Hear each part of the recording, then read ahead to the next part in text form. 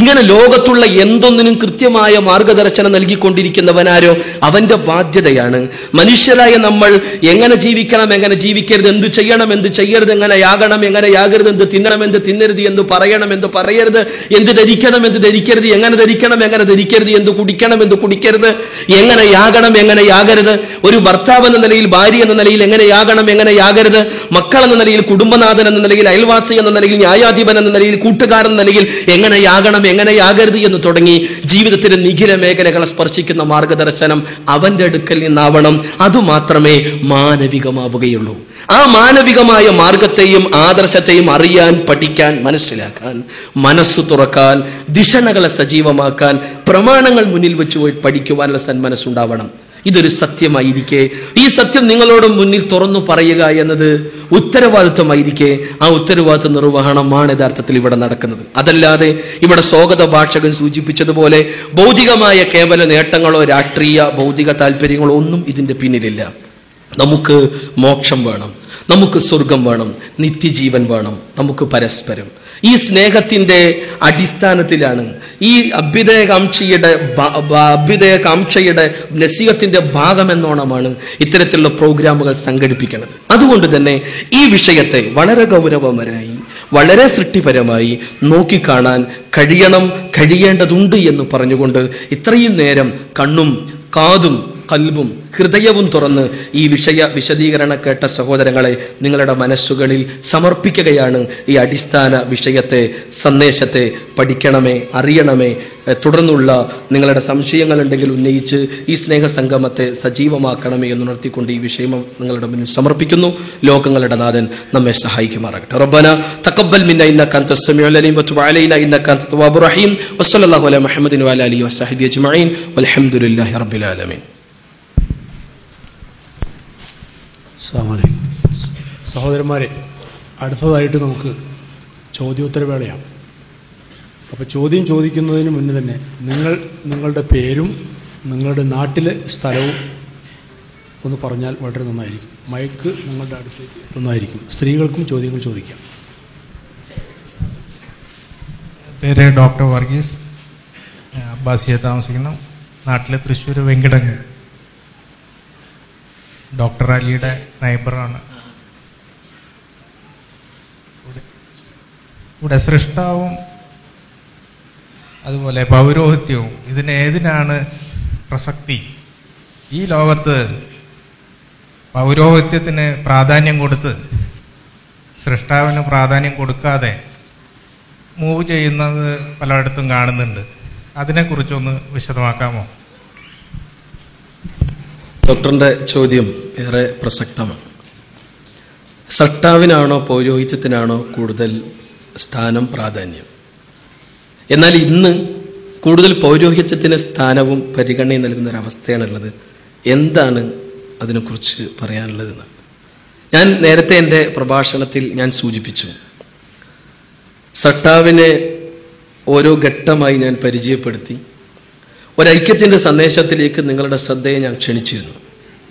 അവിടെ ഞാൻ പറഞ്ഞ വിശുദ്ധ ഖുർആനിന്റെ ഒരു ആയത്താണ് ഞാൻ ഉദ്ധരിച്ചത്. ഖുർആനിലെ 3-ാം അധ്യായം ആലി ഇമ്രാനിന്റെ 64-ാമത്തെ വചനം. ആ ഖുർആനിലെ ആയത്ത് വളരെ ഗൗരവമായി ഈ വിഷയത്തിലേക്കാണ് നമ്മുടെ ശ്രദ്ധ ക്ഷണിക്കുന്നത്. എക്കാലഘട്ടത്തിലും സട്ടാവിൽ നിന്നുള്ള സത്യസന്ദേശവുമായി പ്രവാചകന്മാർ കടന്നു വരികയും കാലാന്തരത്തിൽ അദ്ദേഹത്തിൽ ആ പ്രവാചകന്മാരിൽ വിശ്വസിക്കുന്നവരും നിഷേധിക്കുന്ന ആളുകളും ഉണ്ടായി. ഈ നിഷേധിക്കുന്ന ആളുകൾ പലപ്പോഴും ദൈവത്തിന്റെ ശിക്ഷകൾക്ക് വിധേയമാകുകയും ചെയ്തു. എന്നാൽ വിശ്വസിച്ചവരാകട്ടെ കാലാന്തരത്തിൽ ആ പ്രവാചകൻ അവരിൽ നിന്ന് വിട പറഞ്ഞപ്പോൾ തങ്ങളുടെ കേവലമായ ആശയ സമർത്ഥനത്തിന് വേണ്ടി, സ്വാർത്ഥ താല്പര്യങ്ങൾക്ക് വേണ്ടി ഈ ദൈവികമായ അറിവുകളെയും സന്ദേശങ്ങളെയും വികലമാക്കാൻ മുന്നിൽ നിന്നത് പലപ്പോഴും ഈ പറയുന്ന പൗരോഹിത്യമായിരുന്നു. എന്നും അങ്ങനെ തന്നെ, ഇന്നും അങ്ങനെ തന്നെ. ദൈവം തമ്പുരാൻ എന്നുള്ള നേർക്കുനേരെയുള്ള സന്ദേശത്തിൽ നിന്ന് വികലമായ വീക്ഷണങ്ങളിലേക്കും ആശയങ്ങളിലേക്കും ആദർശങ്ങളിലേക്കും എന്നും മതത്തിന്റെ കേവല മൂടുപടങ്ങൾ മാത്രം സ്വീകരിക്കുകയും മതത്തിന്റെ അടിസ്ഥാന ശിലകളെ സ്വന്തം ആദർശമായി സ്വീകരിക്കുകയും ചെയ്യാത്ത ആളുകൾ ദുരുപയോഗം ചെയ്തിട്ടുണ്ട്. അതുകൊണ്ടാണ് ഖുർആൻ പറഞ്ഞത്, യാ അഹ്ലൽ കിതാബ് അല്ലയോ വേദഗ്രന്ഥത്തിന്റെ വക്താക്കളെ, തആലൗ നിങ്ങൾ വരുവിൻ, സവാഇൻ ബൈനനാ വ ബൈനക്കും ഞങ്ങൾക്കും നിങ്ങൾക്കും ഇടയിൽ യോജിക്കാവുന്ന ഐക്യത്തിന്റെ സന്ദേശത്തിലേക്ക്. അല്ലാ നഅ്ബുദ ഇല്ലല്ലാഹ്, ഏകനായ സട്ടാവിനെ അല്ലാതെ മറ്റാരെയും നമ്മൾ ആരാധിക്കരുത് എന്ന സത്യസ്ഥയിലേക്ക്. വലാ നുശ്രിക ബിഹി ഷൈഅ, അവനിൽ യാതൊന്നിനെയും പങ്കുകാരെ ചേർക്കില്ല എന്ന സത്യത്തിലേക്ക്. വലാ യത്തഖിദു ബഅദുനാ ബഅദൻ അർബാബ മിൻ ദൂനില്ലാഹ്, സട്ടാവിനു പുറമെ ഒരു പൗരോഹിത്യത്തിനും ഒരു പുരോഹിതനും ഒരു സ്ഥാനവും മാനവും നൽകില്ല. സട്ടാവിനാണ് പ്രാധാന്യം, സട്ടാവിനാണ് പദവി, സട്ടാവിനാണ് ഉന്നതമായ സ്ഥാനം, പൗരോഹിത്യത്തിനല്ല. സട്ടാവിന്റെ കൽപ്പനകൾക്കെതിരായി ആര് എന്തു പറഞ്ഞാലും അത് നിങ്ങൾ തള്ളണം. സട്ടാവ് പഠിപ്പിച്ച ആശയമാണ്, ആദർശമാണ്, പ്രമാണങ്ങളുടെ വെളിച്ചത്തിൽ അവർ പറയുന്നതെങ്കിൽ അത് നിങ്ങൾ കൊള്ളണം. ഇതാണ് ഐക്യത്തിന്റെ സന്ദേശമായി ഖുർആൻ പറയുന്നത്. അതുകൊണ്ട് മതപ്രമാണങ്ങളുടെ വെളിച്ചത്തിൽ നമ്മൾ മനസ്സിലാക്കേണ്ട കാര്യം, സട്ടാവിനാണ് പരിഗണന, സട്ടാവിന് തന്നെയാണ് ഉന്നതമായ സ്ഥാനവും മാനവും, പൗരോഹിത്യത്തിനല്ല. അതേസമയം സട്ടാവ് പഠിപ്പിക്കുന്ന അടിസ്ഥാന ആശയങ്ങളും ആദർശങ്ങളുമാണ് പ്രമാണങ്ങളുടെ വെളിച്ചത്തിൽ പൗരോഹിത്യം, പുരോഹിതന്മാർ നമ്മളോട് വിശദീകരിക്കുന്നതെങ്കിൽ അത് കേൾക്കാനും ഉൾക്കൊള്ളാനും നമ്മൾ തയ്യാറാകണം. എന്നാൽ ആ അടിസ്ഥാന ആദർശങ്ങൾക്ക് വിരുദ്ധമായ തലങ്ങളിലേക്കാണ്, അവരുടേതായ ആശയങ്ങളിലേക്കാണ് അവർ ക്ഷണിക്കുന്നതെങ്കിൽ നിങ്ങൾ പൊയ്ക്കോ, ഞങ്ങളില്ല, ഇതാണ് സത്യം, നിങ്ങളും ഇങ്ങോട്ട് വാ, ഇല്ലെങ്കിൽ നഷ്ടമാണ് എന്ന് പറയാൻ നമുക്ക് കഴിയേണ്ടതുണ്ട്. എൻ്റെ പേര് ആൽബർട്ട് എന്നാണ്. കേരളത്തിലെ തിരുവനന്തപുരം ആണ് സ്ഥലം. എനിക്കൊരു കാര്യമാണ് ചോദിക്കാനുള്ളത്. ഇന്നത്തെ പ്രഭാഷണത്തിലുടനീളവും ഒപ്പം ലോകത്ത് വിവിധ മതങ്ങൾ ഉടലെടുത്തതിന് ശേഷവും ഏകദൈവത്തെക്കുറിച്ച് തന്നെയാണ് എല്ലാ മതവിഭാഗവും പ്രഘോഷിക്കുന്നത്. ദൈവം ഏകനാണ്, അദൃശ്യനാണ്, പരിപൂർണതയാണ്. ഈ എല്ലാ മതവും ഇത് തന്നെ നിഷ്കർഷിക്കുന്നു. അപ്പോൾ ആര് നിഷ്കർഷിക്കുന്നതാണ് ഏറ്റവും സത്യമായത്? എല്ലാവർക്കും ഏകദൈവമാണെങ്കിൽ എല്ലാവരും ഒരു ദൈവത്തെ വിശ്വസിക്കുന്ന ഒരു കേന്ദ്ര ബിന്ദുവിലോട്ട് യോജിച്ചുകൂടെ? ഓരോ മതങ്ങളിലും വ്യത്യസ്ത വിഭാഗങ്ങളാണ്. അവ ഓരോരുത്തരുടെയും വാഹം ന്യായീകരിക്കാനാണ് ഓരോരുത്തരും ശ്രമിക്കുന്നത്. അവരവരുടേതായ ഇത് മേൽക്കോയ്മയ്ക്ക് വേണ്ടിയിട്ടാണ് ഇന്ന് വരെ പ്രവർത്തിച്ചുകൊണ്ടിരിക്കുന്നതും അതിന് അനുയായികളെ ഉണ്ടാക്കുന്നതും. ഒരു ചെറിയ ഇങ്ങറ്റം നമ്മളിവിടെ സൂക്ഷിക്കുന്ന ഇവിടെ തന്നെയും എനിക്കറിയുന്നതാണ് ഇസ്ലാഹി സെൻറ്റർ. ഇസ്ലാഹി സെൻറ്റർ പോലും ഇവിടെ രണ്ടാണ്, ഒന്നില്ലാതെ. അപ്പോൾ ഐക്യം എന്നുള്ളത് പരമ ഏകനായ ദൈവത്തിൻ്റെ പേരിൽ എല്ലാ മതക്കാരും തമ്മിൽ യോജിക്കേണ്ടതല്ലേ? അതിനെ യോജിപ്പിക്കുവാൻ ഈ പരിപൂർണനായ ദൈവവും ഇത് ആഗ്രഹിക്കുന്നില്ലേ? അതാണ് എൻ്റെ ചോദ്യം. സഹോദരൻ ആൽബർട്ട് സാറിന്റെ ചോദ്യം ഏറെ പ്രസക്തമാണ്. ഐക്യത്തിന്റെ സന്ദേശത്തെക്കുറിച്ച് ഇവിടെ പറഞ്ഞു, പക്ഷെ പലപ്പോഴും എല്ലായിടത്തും വ്യത്യസ്ത വിഭാഗങ്ങളാണ്, വീക്ഷണങ്ങളാണ്, ചിന്താധാരകളാണ്. യഥാർത്ഥത്തിൽ അവിടെയെല്ലാം ഒരു ഐക്യമുണ്ടായിക്കൂടെ? അത് ദൈവം പോലും ആഗ്രഹിക്കണില്ല എന്ന്. നമ്മുടെ എല്ലാം ആഗ്രഹമാണത്, ഐക്യമുണ്ടാവണം. ഏതർത്ഥത്തിലാണ് ഈ ഐക്യം ഉണ്ടാവുക? നമ്മൾ മനസ്സിലാക്കേണ്ട ഒരു കാര്യം, ലോകത്തുള്ള മറ്റ് ഇതര ജന്തുജീവവർഗങ്ങളെ പോലെയല്ല നമ്മൾ മനുഷ്യർ. മനുഷ്യനെ സംബന്ധിച്ചിടത്തോളം ലോകത്തുള്ള പരകോടി സൃഷ്ടിവർഗങ്ങളിൽ സവിശേഷ അസ്തിത്വത്തിനുടമയാണ് മനുഷ്യൻ. സ്വതന്ത്രമായ കൈകാര്യകർത്തത്തിനുള്ള അധികാരവും അവകാശവും നൽകപ്പെട്ടവനാണ് മനുഷ്യൻ. ആ സ്വതന്ത്രമായ അറിവും കഴിവും സൃഷ്ടിപരമായി ദൈവം തമ്പുരാന്റെ മാർഗദർശനത്തിനനുസരിച്ച് ഉപയോഗിക്കുമ്പോഴാണ് അവന് വിജയം നേടിയെടുക്കാനാവുക. ആ സ്വാതന്ത്ര്യം സട്ടാവിന്റെ കൽപ്പനകൾക്ക് വിരുദ്ധമായി ഉപയോഗിക്കുമ്പോഴാണ് നഷ്ടം സംഭവിക്കുക. ഇതിൽ രണ്ടിലെ ഏതു മാർഗവും തീരുമാനിക്കാനും തെരഞ്ഞെടുക്കുവാനുമുള്ള പൂർണ്ണമായ സ്വാതന്ത്ര്യം മനുഷ്യന് നൽകി എന്നത് മനുഷ്യന്റെ മാത്രം സവിശേഷതയാണ്. ഈ സവിശേഷതയാണ് മറ്റുതര ജന്തുജീവവർഗങ്ങളിൽ നമ്മെ വ്യതിരിക്തനാക്കി നിർത്തുന്നത്. ഈ സവിശേഷത ദൈവം തമ്പുരാന്റെ മാർഗദർശനത്തിന് ഇണങ്ങും വിധം, അനുഗുണമാകും വിധം ഉപയോഗിക്കുന്നിടത്താണ് നമ്മുടെ മോക്ഷം എന്ന് ഞാൻ പറഞ്ഞു. നമ്മൾ മനസ്സിലാക്കേണ്ട കാര്യം, ലോകത്തെ ഈ മഹിതമായ ആശയവും ആദർശവുമായി കടന്നു വന്നവരാണ് മുഴുവൻ പ്രവാചകന്മാരും.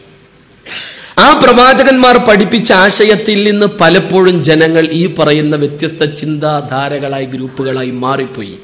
എങ്ങനെ?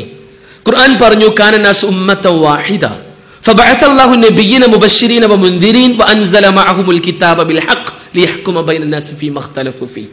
ജനങ്ങൾ ഒരൊറ്റ സമൂഹമായിരുന്നു. എന്നാൽ അവർക്കിടയിൽ വിശ്വാസാചാര രംഗത്ത് തർക്കവിതർക്കങ്ങൾ വന്നപ്പോൾ അവർക്കിടയിലേക്ക് പ്രവാചകന്മാരുടെയും വേദഗ്രന്ഥങ്ങളുടെയും നിയോഗമുണ്ടായി. അങ്ങനെയാണ് നിരവധി പ്രവാചകന്മാരും വേദഗ്രന്ഥങ്ങളും അവതരിപ്പിക്കപ്പെട്ടതും നിയോഗിക്കപ്പെട്ടതും.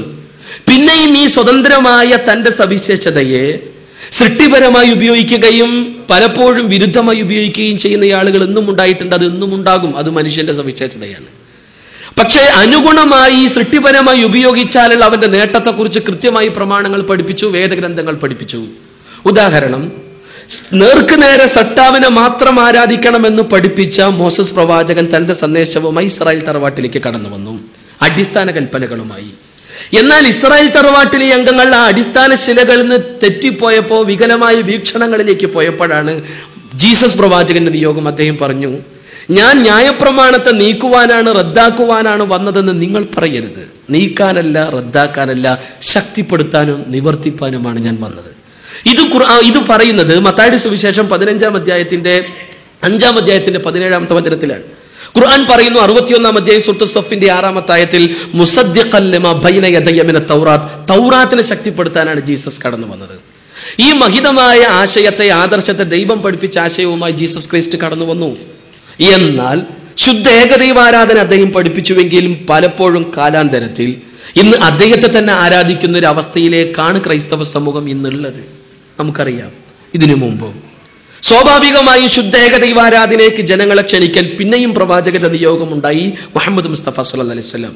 ഇങ്ങനെ ലോക ചരിത്രത്തിൽ എല്ലാ പ്രവാചകന്മാരും ഇങ്ങനെ കടന്നു വന്നവരാണ്. ഇനി അങ്ങനെ ഒരു പ്രവാചകനോ ഒരു വേദഗ്രന്ഥമോ നമുക്ക് മുന്നിൽ അവതരിപ്പിക്കപ്പെടാനില്ല. എല്ലാ പ്രവാചകന്മാരും നിയോഗിക്കപ്പെട്ടു കഴിഞ്ഞു, വേദഗ്രന്ഥങ്ങളും അവതരിപ്പിക്കപ്പെട്ടു കഴിഞ്ഞു. ഇനി ഐക്യപ്പെടാനുള്ള മാർഗം എന്താ? വിശുദ്ധ ഖുർആൻ മുഹമ്മദ് നബിയോട് പറയുന്നു,